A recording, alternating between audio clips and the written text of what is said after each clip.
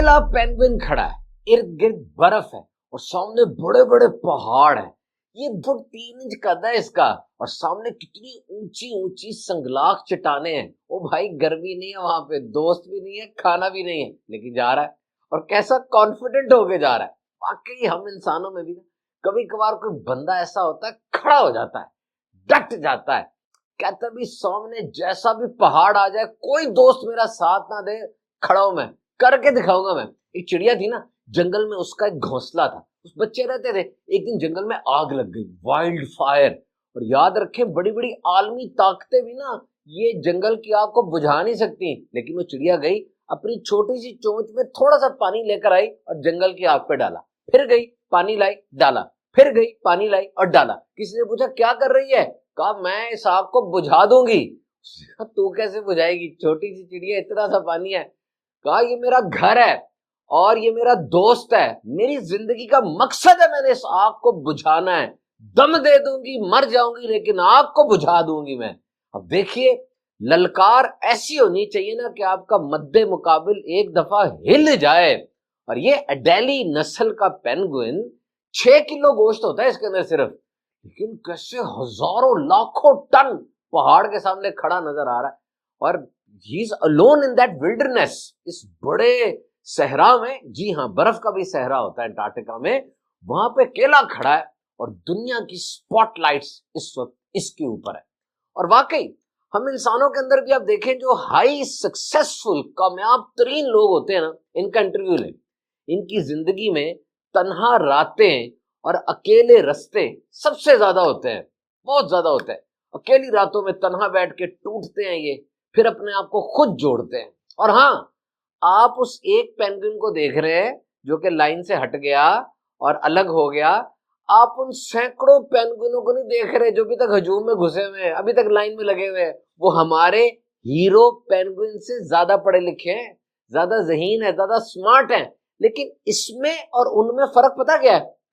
ये अलग हो गया, इसने कदम उठा लिया, इसने कदम उठा लिया, इसने इनिशिएटिव ले लिया और एक सबक दिया कि if a mortal can do, then you can do it also, and if nobody has ever done, you will be the first one to do it.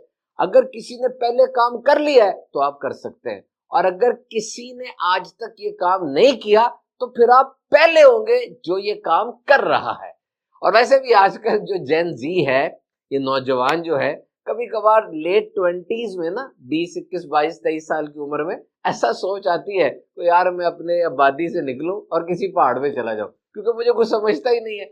My creativity needs some space, मुझे कोई जगह मिले जहां मैं creativity कर सकूं।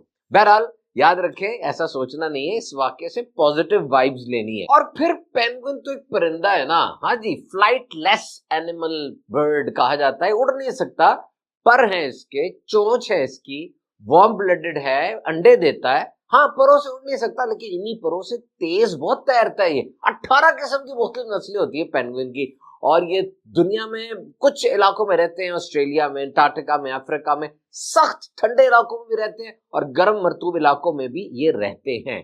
और साइंसदान तो ये कहते हैं कि डोंट जज an animal using human emotion, यानी इंसान बनकर जानवर के बारे में ना सोचे, वो जानवर है, हम इंसान है, दिमाग मुख्तलिफ है, और ये जो मूड होते हैं ना, emotion, sad, mad, glad, scary, ये जानवरों में भी हैं, लेकिन अलग अंदाज के होते हैं। अब इस पेंगुइन ने क्या किया जो पूरी दुनिया की तवज्जो का मरकज बन गया? देखिए, ये गुमा नहीं, लॉस्ट नहीं हुआ, इसको जख्मी भी नहीं हुआ, और इसको उठा के दोबारा लाइन में रखा कि भाई साथ चलो, ये नहीं चला।